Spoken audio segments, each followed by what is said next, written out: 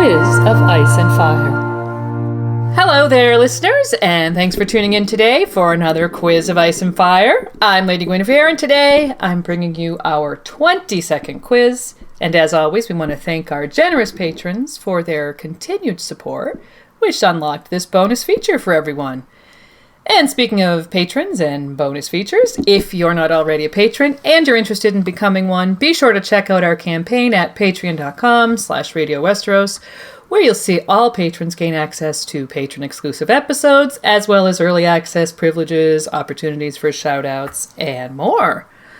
And now, let's get started with our quiz. This is our 20-second quiz, like I said. So, the Quiz of Ice and Fire is over the legal drinking age, and in honor of that, and the festive season that we find ourselves in, we've chosen alcohol and intoxicants, not only as our topic, but as the theme of our production today.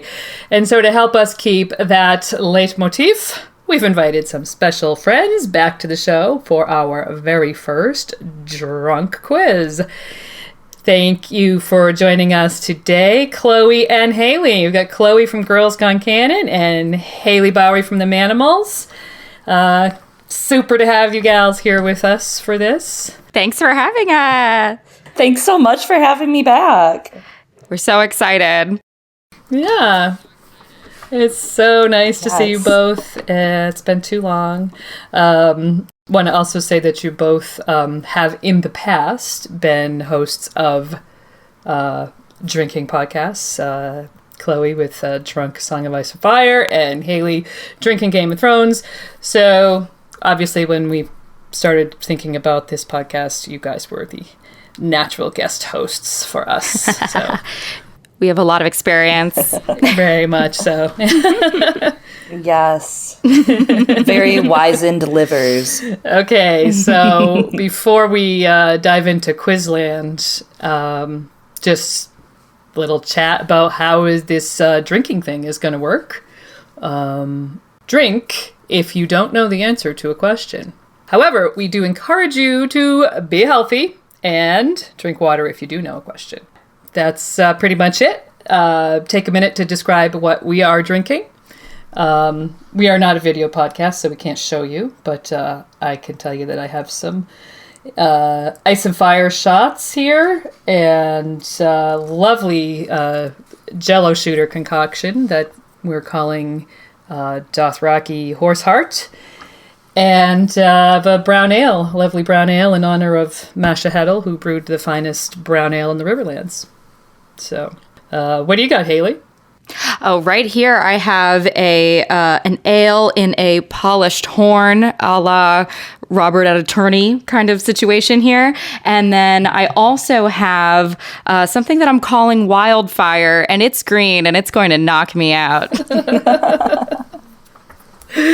Just hope it doesn't burn too much. No, it's delicious. Or consume. Right. Consume the wildfire, not the other way around. Right.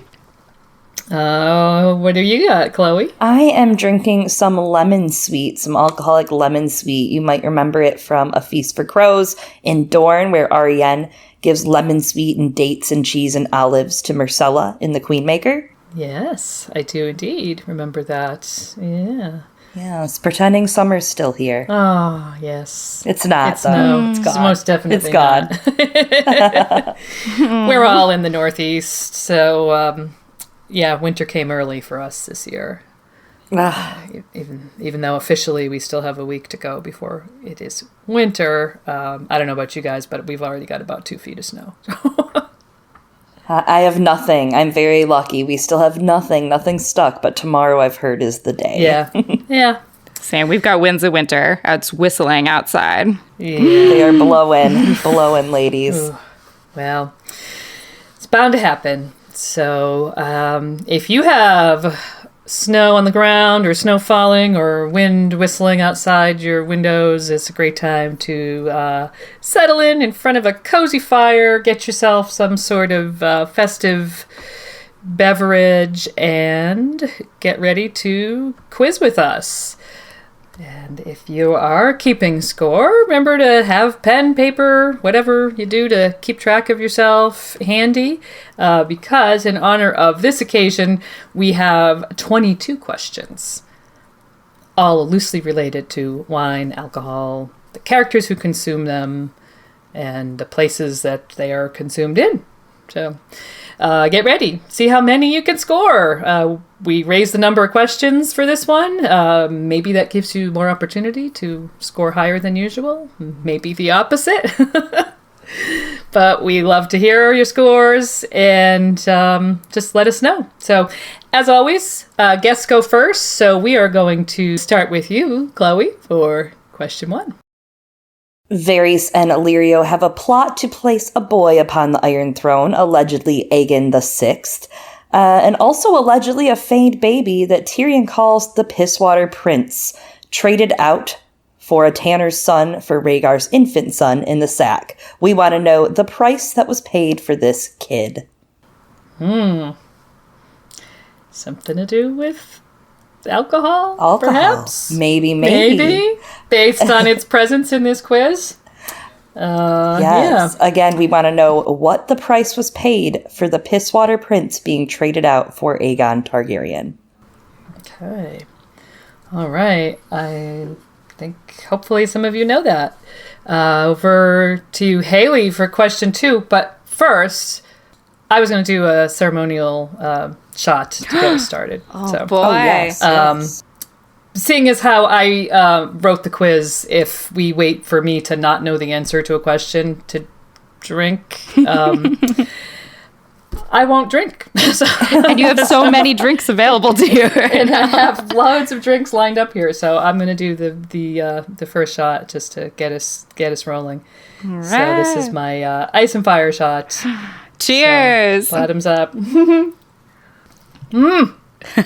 Woo! Icy and fiery. Holy cow. All right. Mead. It's a sweet beverage made from fermented honey, enjoyed all over Westeros, Essos, and the far north. Also, I enjoy it. What character is introduced as the Mead King of Ruddy Hall? Yes, who is he? I love that question. I had forgotten. I love mead, and I love the character. So, anyways, question 3 now. Just as in our own world, rum is made from sugarcane and is a favorite drink of sailors. In A Feast for Crows, Sam and Gilly drink spiced rum aboard the Cinnamon Wind, where another notable event occurs and concerns a cask of blackbelly rum. For half a point each, what is the event that happens on board the Cinnamon Wind, and how does it involve a cask of rum? And no, it does not involve a fat pink mask. In A Clash of Kings, Yoren the Black Brother takes a wooden practice sword to Arya's behind after she attacks Hot Pie with it. He gives her this remedy afterwards to help with the sting. Well, we're going to say, remember that we cast kind of a wide net here. So as a hint, you have to open your mind maybe to things beyond beer and wine and rum. So that's all I'm saying. Lots of stuff can get you messed up. It's true.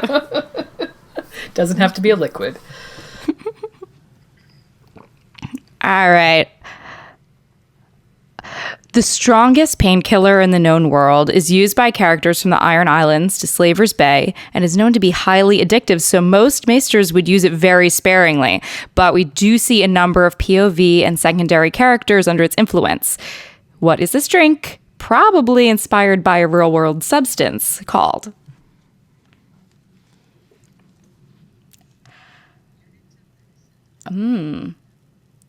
Question 6. In A Dance with Dragons, Bran is given a paste of weirwood seeds that he's told will awaken your gifts and wed you to the trees. What is the name of the child of the forest who brings the paste to him? I know you probably thought I was going to ask a different sort of question there, but no, I want to know, I'm going to focus on the person or individual in this case. Plot twist. Yeah, it's not about the actual paste and what might be in it. We could talk about that for ages, but yeah. That actual paste does relate to question number 7 of the quiz. The thick blue liquid drunk by the warlocks of Karth is called the wine of warlocks, but it technically sounds a little bit more like a decoction made from the inky blue leaves that grow on the black-barked trees found around the House of the Undying. We see Piatpri, Euron Greyjoy, and Daenerys drink this, and it's also given to Victarion and Aeron Greyjoy by their brother Euron. What is it called? Well, what is it called? Talk about opening the mind. It's the mind opener. As Cat of the Canals in A Feast for Crows, Arya gets instruction about all types of poison at the House of Black and White in Bravos. Her teacher, the Waif, tells her that sweet sleep is the gentlest of poisons. A few grains will slow a pounding heart and stop a hand from shaking and make a man feel calm and strong. A pinch will grant a night of deep and dreamless sleep. 3 pinches will produce that sleep that does not end. And in the same book, we see another character repeatedly dosed with just a pinch of sweet sleep. So tell us who that is. We've now veered into poisons. Isn't alcohol? Yes. There is a deep commentary here. What is your poison? Okay. Question 9. About dream wine. Dream wine is described as wine sweetened with honey with just enough of the poppy to help relieve one's pain. We see Hoster Tully, Jaime, Sansa, and Tyrion all given it by maesters to relieve their pain. But we also see it prescribed to one character by his grandfather as a punishment. And we want to know who that is.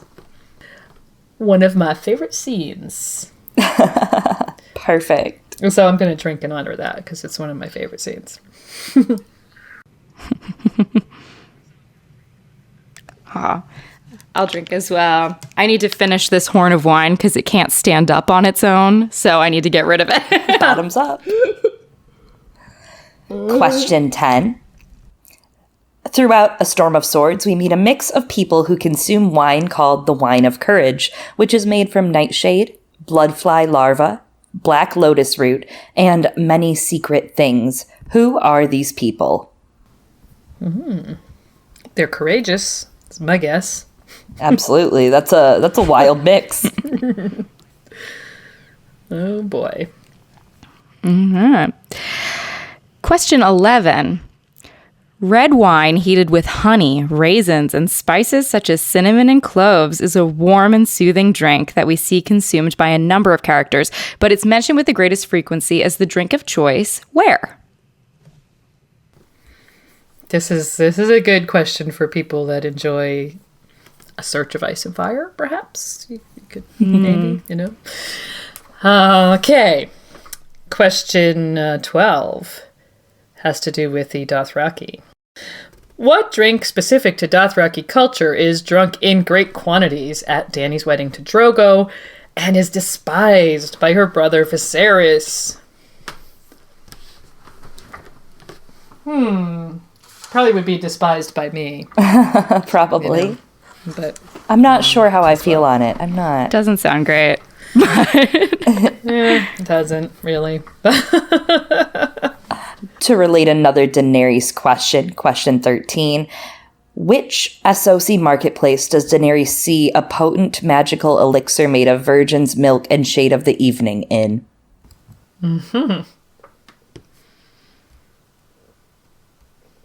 They're all about milk out there.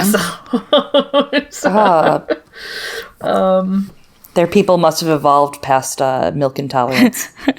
Yes. Good for them, really. Really. So, Oh my gosh. How are we saying this? Hippocras? Okay. All right. Number 14. Hippocras is a sweet, golden spiced wine, often served heated and notably produced at Highgarden. What northern lord is noted to favor Hippocras over the other vintages by at least 2 POV characters in A Storm of Swords? So that's which lord really enjoys his Hippocras. Or sorry, nope. There. That's which lord favors Hippocras.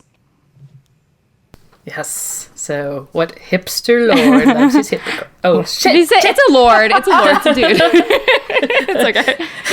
I guess it is. You two are fired. Yeah. What hipster lord loves their Hippocras? Okay. We're still talking about wine in question 15. And poison now. Many characters are poisoned by wine in A Song of Ice and Fire, and we want you to name 3 of them. As a hint, not everyone who is poisoned by wine dies. And unlike our usual quiz questions, on this one we will accept answers from the histories. So if you have people that you can think of from history, in addition to from the main series, that works for us. But there are more than 3. There's plenty from the main series. So how many do you drink for this? A shot per person. I think so. 1 per person that you can come up with. Maybe if you can think of, on our list here, we have about 8 people listed. So no, we don't advocate that. Maybe knowledge is not power in this instance. Maybe this is where you should drink some water. Maybe 1 shot and 2 shots of water. Yeah, good ratio. That's what you can do for this question. Please.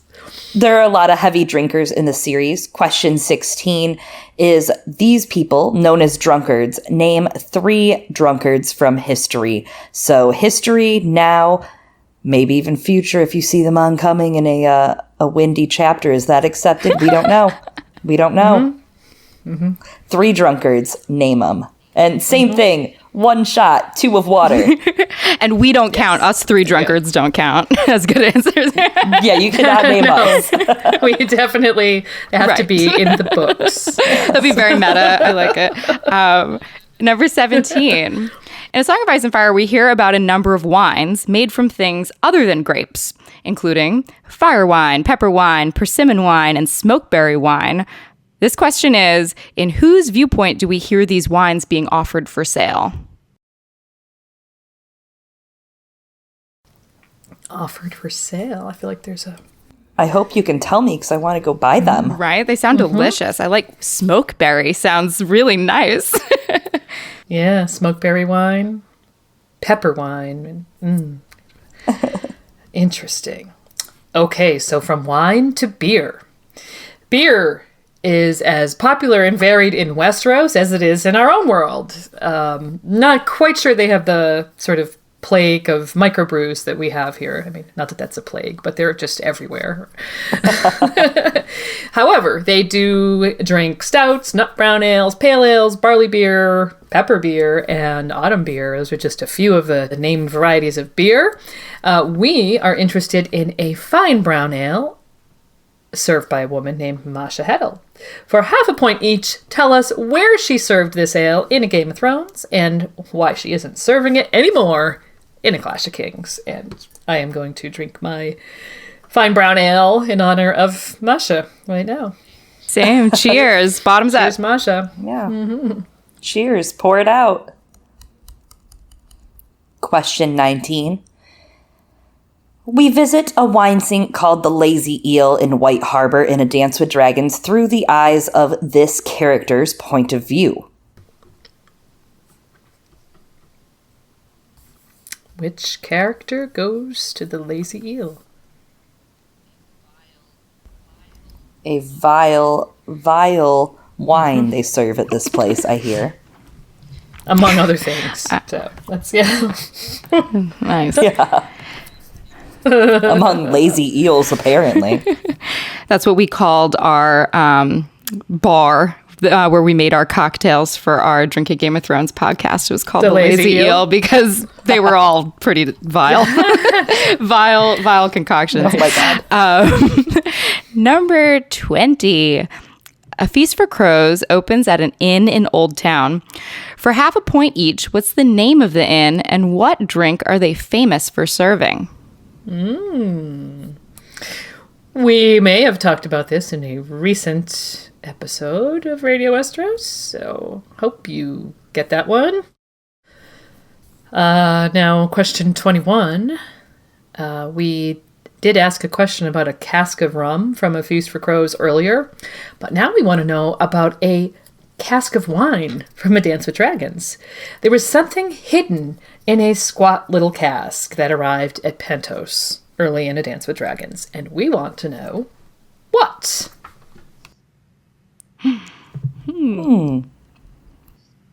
What could be squat shaped and fit in that barrel? Dunno.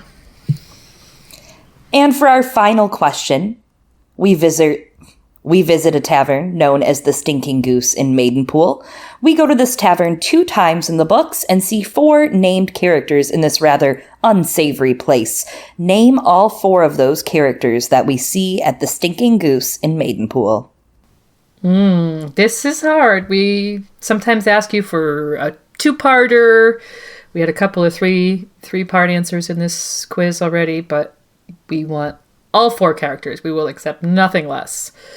And I am going to double down and say you have to get all 4 to get the point on this question. It's a toughie. So, it's a toughie. But if you know you're A Feast for Crows, it won't be all that hard. So use your little noggins. Give us those 4 names. Okay, well, here we are at the midpoint of the quiz. So that was our final question.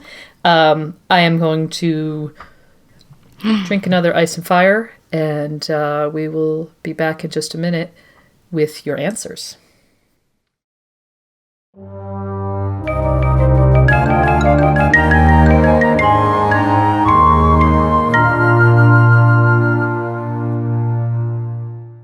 And we are back. Here we are in the second half of the quiz with your answers. And we're going to go directly over to Chloe for the answer to question 1. Question 1. We wanted to know what the price was for the changeover of the Pisswater Prince for Aegon Targaryen during the sack of King's Landing. That price was a jug of Arbor gold. Very fitting, lies in Arbor gold. I thought that was good. That was some tanner's son from Pisswater Bend whose mother died birthing him. His father sold him to Lord Varys for a jug of Arbor gold. He had other sons, but had never tasted Arbor gold. Varys gave the Pisswater boy to my lady mother and carried me away. That's it. How many times did we get you to say Arbor gold there? I think like 3 or 4. Do I have to drink for every one of those? Maybe you should. Oh, God. It was so appropriate. Do it. Yes. Yes. I see your plans. I see your plans, Lady Gwyn. All right, number 2 was about the Mead King of Ruddy Hall. Who was that? It was Tormund Giantsbane. So when Mance introduces Tormund to Jon, he says, "Before you stands Tormund Giantsbane, tall talker, horn blower, and breaker of ice. And here also Tormund Thunderfist, husband to bears, the Mead King of Ruddy Hall, speaker to gods and father of hosts." It's a lot of titles. Whoa. Almost as many as Daenerys. Tormund. I toast Tormund. Yeah, to Tormund. This is very appropriate.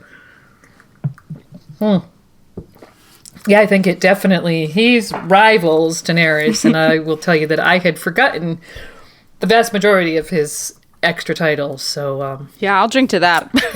it was good to be reminded of some of these. Speaker to gods. I mean, what is that all about? What day did that happen that he was named Speaker to God? Speaker to gods.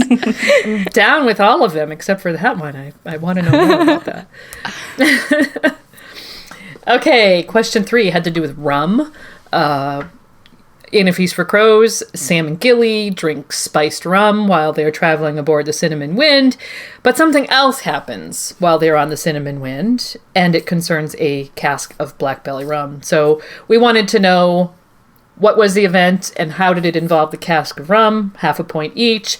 The very, very sad event is Maester Aemon dies aboard the Cinnamon Wind. And the cask of rum comes into it when Kahoru Mo absolutely forbids a funeral pyre aboard the ship, which, no big surprise there. So they put Aemon's corpse inside the cask of black belly rum to preserve it until the ship reached Old Town. So cheers, Maester Aemon. Now his watch is ended. Drink. Now his watch is ended. We are drinking. My co-host Eliana, who's been on before for the quiz episodes as well, over at Girls Gone Canon at Ice and Fire Con a couple years ago, was really attempting to make a Maester Aemon rum cask drink. I love that. Yes. It's pretty You'll gross. have to ask her about it. How did she get the delicate flavor of desiccated corpse? I've been trying to send her some of those crazy Halloween drinks you can make, like with peach schnapps, look like a hemorrhage in a drink, or just like crazy crap. I'm not sure. I don't remember what she did. I think there was like a gummy something in it, though. I was just going to say, actually. That's kind of her answer, is just put a gummy in it. Now that we're talking about this, I remember actually having one, I think. And there was a gummy. There was a little something with an odd texture. Yes, that was the drink for the question. Exactly. Wow. Every year she has a new one at Ice and Fire Con, so can't wait for next year. Okay. Well, that was good. That was creative, so yeah. Question 4, we asked what remedy Yoren gives Arya after taking a wooden practice sword to her butt. This remedy helped with the sting. What was it? It was sour leaf. Sour leaf, you might remember Masha Heddle also chews it pretty often. It turns her mouth red. It gives you pink spit, and it actually has narcotic properties suggested by Yoren, who gives it to Arya to soothe her pain on her butt. The characters who are mentioned as chewing sour leaf habitually are likely addicted to it. It's kind of like, I don't know. So it's like any drug. It's the only thing remotely like tobacco in A Song of Ice and Fire, but more like chewing tobacco. But it's obviously also got this this drug-like quality to it. Might be like a coca leaf too. Like if it has a sort of pain relief quality. That's kind of weird. Yeah, actually, I think, don't people chew coca leaves? Yeah, in South America, yeah. So there you have it, folks. I guess that is what we're likening sour leaf to. So. You can't. All right. Cocaine. All right. So number 5 was the strongest painkiller in the known world. Highly addictive. Maesters use it very sparingly, but we hear about it a lot. We see POV and secondary characters under its influence, and that drink was milk of the poppy. And we see Jon Arryn, Ned, Robert, Jon Snow, Hoster Tully, Tyrion, Doran Martell, Robert Arryn, and Quentin Martell all treated with it. And poppy milk, on a real world note, is actually a drink that features in Russian and Lithuanian Christmas Eve festivities, which I assume it doesn't knock you out like an opiate. But yeah. I think it's literally brewed up poppy seeds, so I don't think it has quite the pop or the pow of actual milk. Whatever, milk of the poppy is an actual opiate kind of. They use it very sparingly because some people get addicted to it, like Gregor Clegane apparently has a milk of the poppy addiction. So don't be like Gregor. Take your milk of the poppy sparingly. All right. Get your calcium elsewhere. Exactly. Ask your maester first before use. And if you have headaches, we recommend Tylenol or ibuprofen rather than milk of the poppy. Okay. Question 6. In A Dance with Dragons, Bran was given that weirwood seed paste, which was supposed to awaken his gifts and bind him to the trees. Our question was, who was the children of the forest, or the child of the forest, who gave the paste to him?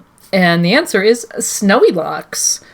Snowy Locks is mentioned several times. She's the white-haired one, named by Mira, Snowy Locks.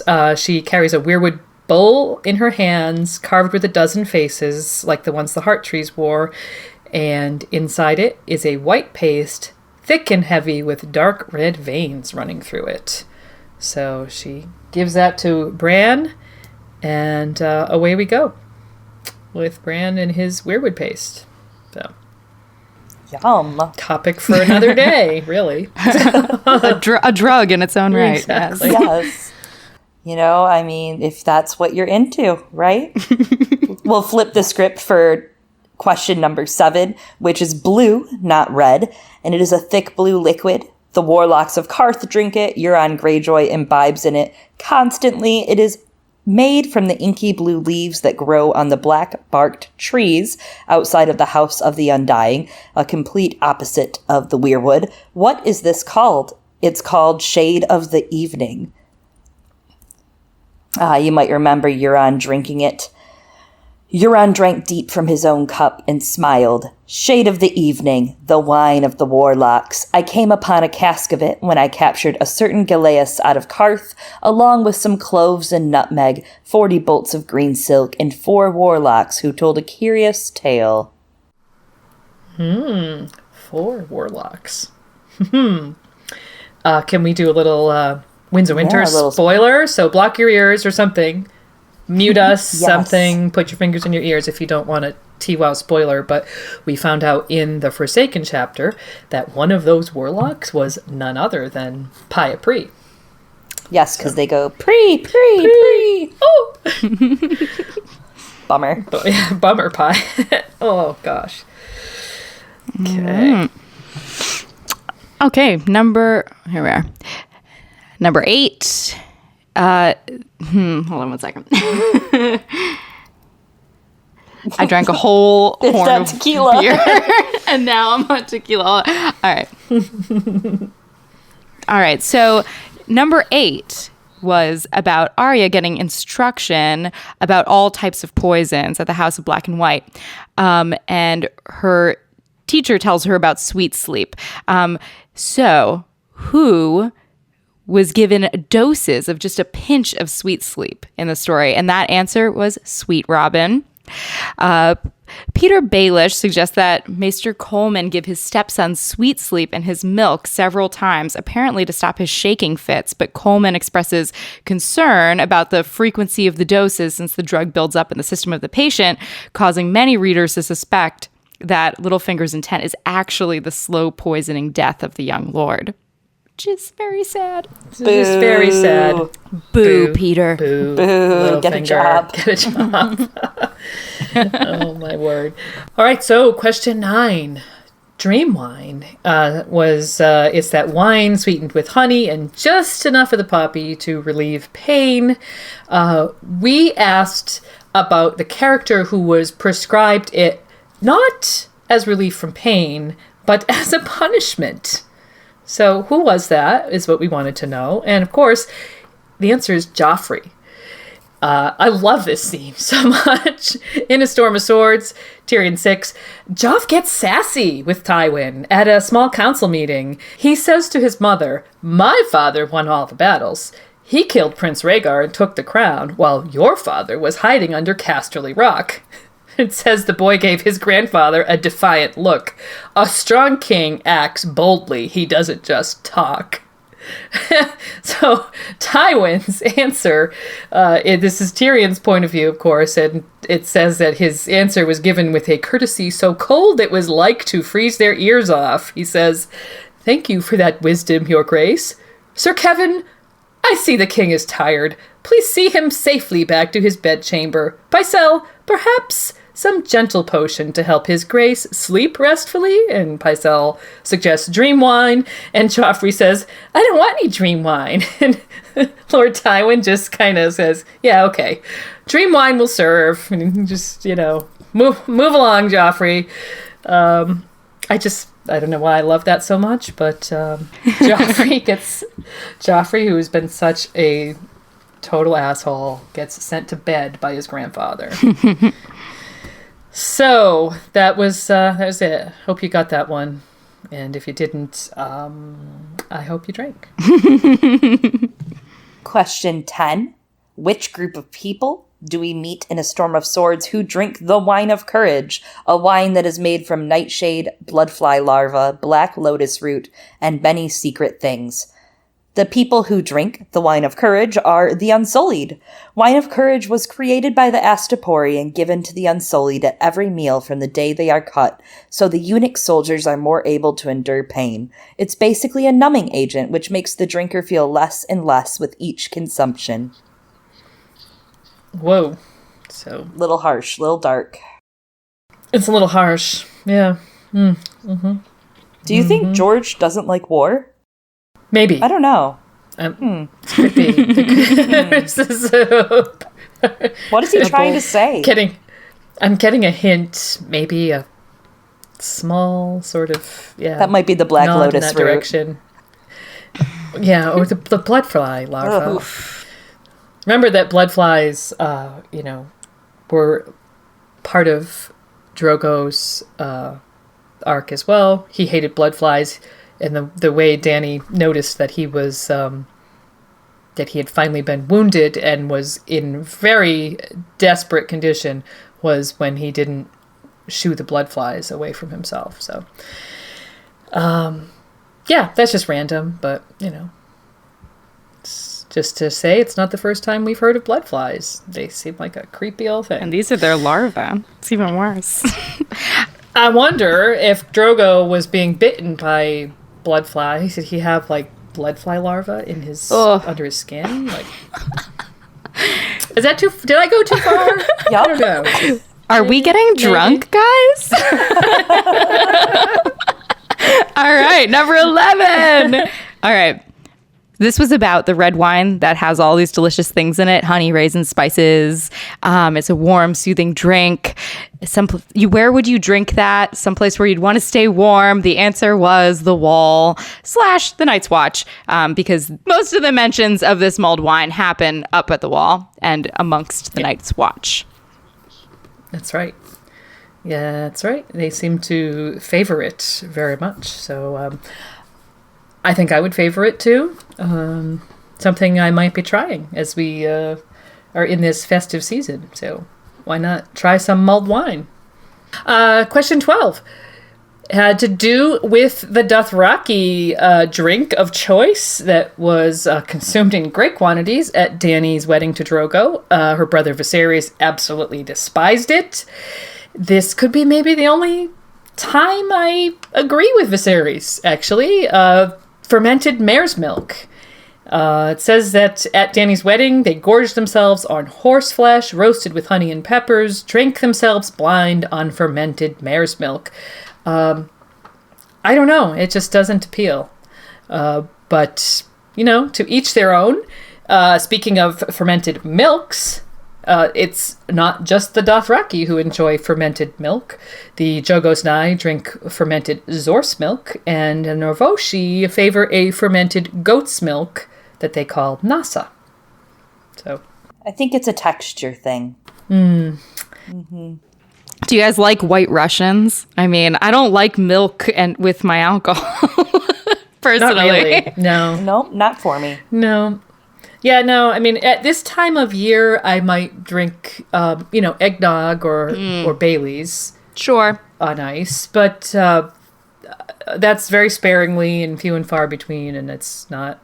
Not fermented mare's milk. It's, Or Zorse. First of all, the milk itself is not fermented in those examples, so... Yeah. Fermented Zorse milk. So funny.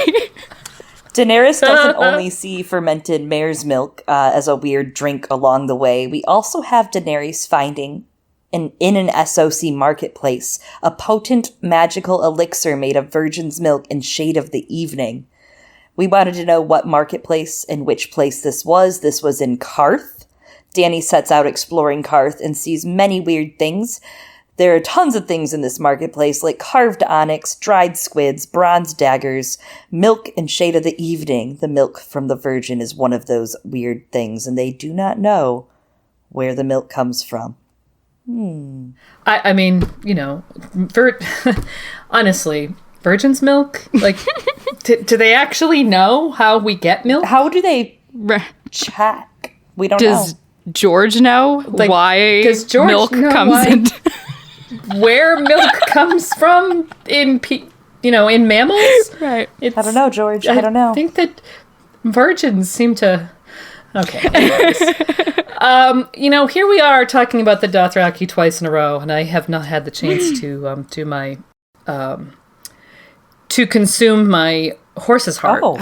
Yeah. I'm going to take this opportunity here in between question 13 and 14 before we move to another area altogether to consume this horse heart, which is jiggly and it has solids and things that I don't know. I suggest without further ado, I'm eating a horse heart. We're here for you as the Dosh Colleen to encourage you. Yes, We want you to Maisie. have the stallion who will mount the world.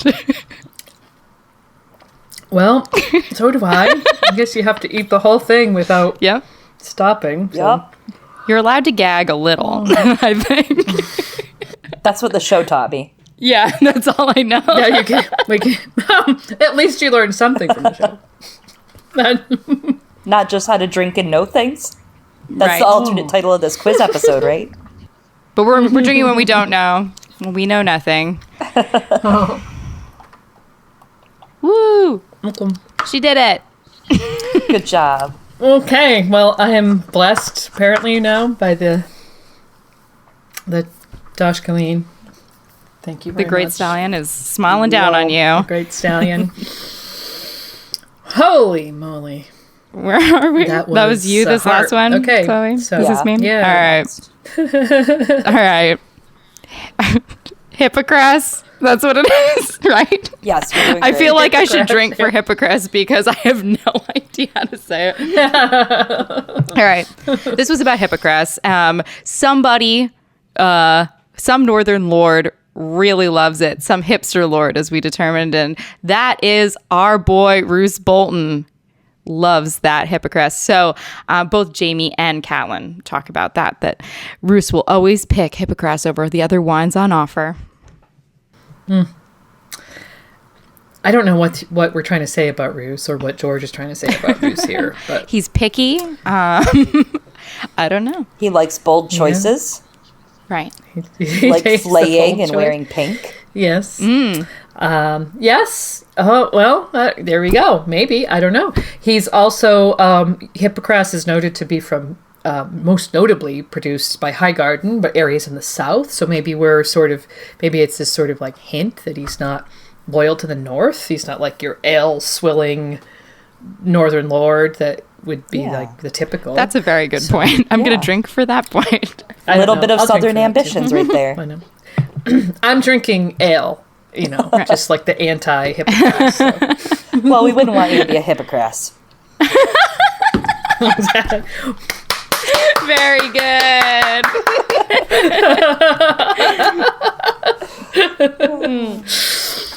Okay, is anyone here drinking wine? I am ish. Lemon Sweet has wine in Okay. it right now. Okay, stop right now. It's Question Question 15 had to do with poisoned wine. So we wanted to know the names of 3 characters who were poisoned by wine in A Song of Ice and Fire. And definitely give us 3 names, but it doesn't have to be someone who died, because not everyone who gets poisoned by wine actually dies. And you could pull in answers from the histories as well, which is a departure for our quizzes. Usually we stick to the main series. So here were some of the ones that we came up with. John Arryn, Cersei, who did not die, she became very sick when Tyrion poisoned her wine. Crescent, he really died. And Joffrey, they both died of the same thing. Daenerys it was an attempt. She didn't actually drink the wine. And in history, people such as Lord Merton's Septon Moon and his guard, which that's a pretty epic one. Ulf the White, Hobart Hightower, I think they were together during the Dance of the Dragons, and Aegon II. If you came up with others and you want to give us answers that aren't on that list, as long as we can verify them, we will accept them, right? So, people who were poisoned. It reminds me of the season finale or series finale of Game of Thrones party that Game of Owns and the Manimals threw, where there were poisoned drinks. They were very fun. We had some very fun poisonous drinks at that party. Oh yeah, we did. We did Sweet Sleep, Tears of Lys, and the Strangler, which is a favorite of mine for any trash drink. Is just dump everything in it. That's the Strangler now.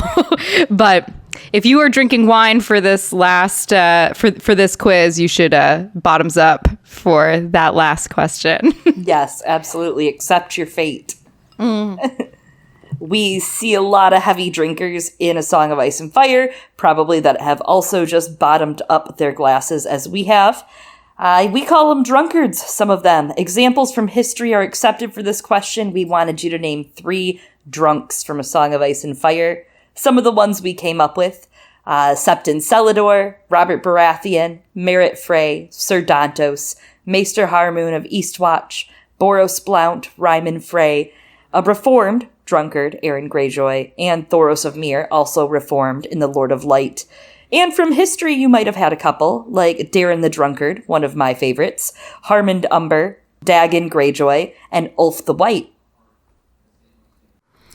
Could I point out that Ulf the White was a potential answer Yes. for both of these past 2 questions? Yes. Both poisoned and a drunkard, so let that be a lesson What's to the you. denominator?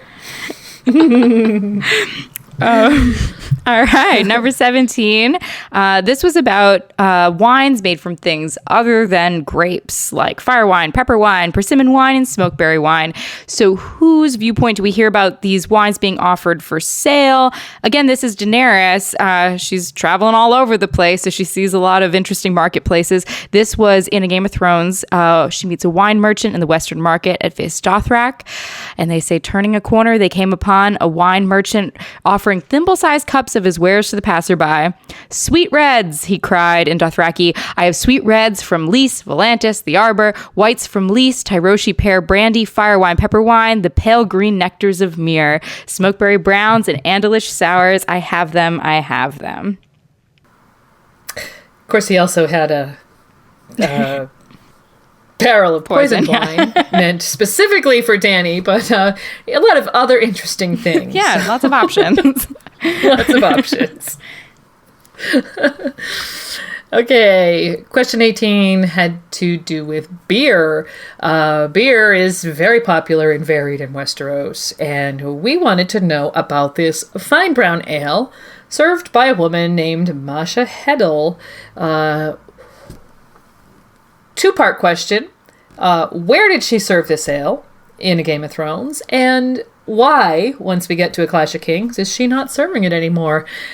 And the answer is the Inn at the Crossroads. And sadly, the reason she's not serving it anymore in A Clash of Kings is because she was hanged by Tywin Lannister at the end of Game of Thrones.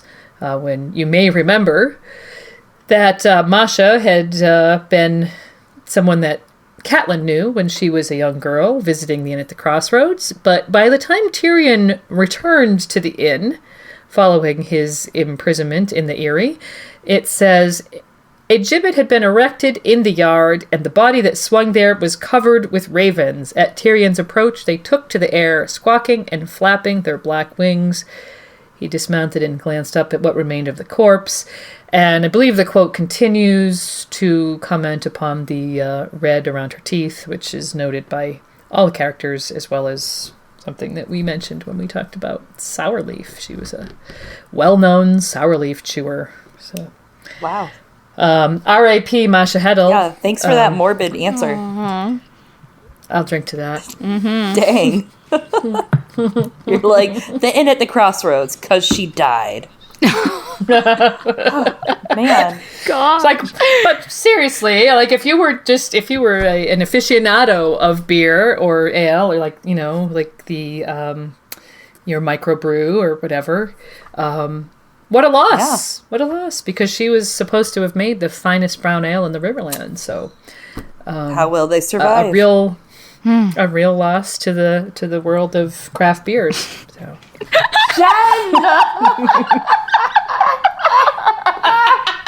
R.I.P. R.I.P. We should not be laughing right now. That was so funny, though.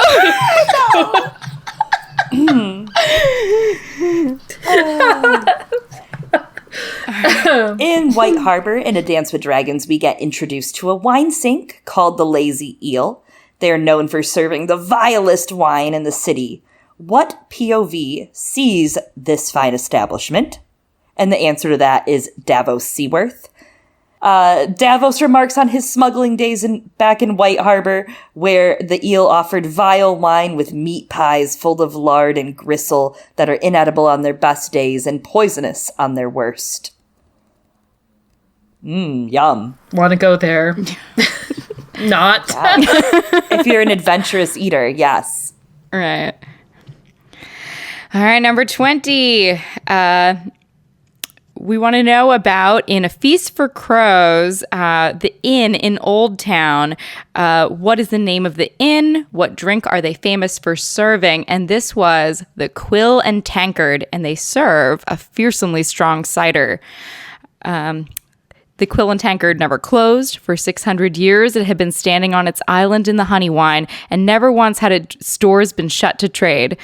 Though the tall timbered building leaned toward the south the way the novices sometimes leaned after a tankard, Pate expected that the inn would go on standing for another 600 years, selling wine and ale and fearsomely strong cider to rivermen and seamen, smiths and singers, priests and princes, and the novices and acolytes of the citadel. Whew. Nailed it. I drink to that because that was a very difficult Was quote to read. it? I don't know. You tell us. This I think drink it is was. getting to me. Yeah. Yeah. All right. Wildfire. Wildfire, Cheers, baby. man. Just did an ice and fire for you, so. Yeah. Woo! Okay. All right, so in question 21, we wanted to know about the squat little cask that arrived at Pentos early in A Dance with Dragons. What was in that cask is the question, and the answer is Tyrion Lannister. All right, Tyrion Lannister got stuck in a cask. He escaped King's Landing. He was put in a boat. He basically drank himself across the narrow sea. They got to Pentos, and it says, a huge bald sailor tucked him under one arm, carried him squirming to the hold where an empty wine cask awaited him. It was a squat little cask, and a tight fit even for a dwarf. Tyrion pissed himself in his struggles for all the good it did. He was crammed face first into the cask with his knees pushed up against his ears. So Tyrion and his piss. Tyrion with his own piss. Gets delivered. That's how he gets delivered to Illyrio in Pentos. Is that our next He is cocktail? just- Tyrion's piss in a cask. Tyrion's Oh, cask of Tyrion's piss? Cheers. Yeah. Cheers. we could get very creative with this one. Well, for our final question, which you guys are dying to answer, I know, we visit the tavern The Stinking Goose. We told you that we wanted to know the 4 named characters that we have seen in this place. We have visited it twice in the main series, A Song of Ice and Fire. Name all 4 of those characters. And the 4 characters that we meet at The Stinking Goose are Brienne, Podrick, Hyle Hunt, and Nimble Dick Crab.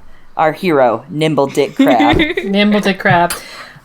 Here you go. There is no excuse for me to not drink to Nimble Dick Crab. So Yes. all drink to if him. you haven't downed your drink, drink to Guys. Nimble Dick Crab. May he ride again. pour one out. Nimble Dick. The actual winner of the Davos Fingers March Madness was Nimble Dick Crab. Any other answer is rigged. That was it. Yeah, that was it. That was our last question. That was our last question. Well, that went by quickly. It was 22 questions. Normally we do quite a few less. We normally do 14. So, this was like a bonus. You got 50% more questions, and you got drunk hosts. So, hopefully that was enjoyable for you all. So thank you so much for joining us, listeners, and thank you guys. My gosh. Thank you. This was so much fun. An afternoon. Thank you for contributing your afternoon to this effort. Hopefully it didn't ruin your evening. Never. Yeah, no. No, it was a blast. Thank you for having me. Good. Yes, thank you. So before we go away, why don't you guys tell me what you're up to? What do we have on tap from Chloe and Haley these days? Chloe, you go first. So we don't. Well, the usual on tap, Girls Gone Canon. We are covering both A Song of Ice and Fire still, POV by POV. Right now we are finishing up Jon Snow, finishing him up in A Dance with Dragons. So we will be moving on to a new point of view character. It will be announced soon. I will tell you guys off the air, but secret for the public still. You guys will find out soon. And other than that, we are covering His Dark Materials, both the show and the books. We are finished with the first book, Northern Lights, and the first season is wrapping up here in the next couple weeks. So more to come on the His Dark Materials front, but that is all from Girls Gone Canon. However, there is a chance there may be a Song of Ice and Fire and drinking Game of Thrones hookup soon, I hear. I don't know. I've heard that too. We're on the drunk A Song of Ice and Fire Game of Thrones wavelength. We might be doing some hangs potentially at an upcoming convention. But other than that, the Manimals are playing gigs, the usual stuff in New York City. But you can always check out our Game of Thrones Song of Ice and Fire themed album 7 on all of your streaming platforms. It's also on Bandcamp. You can purchase it. And yeah, check it out. Okay.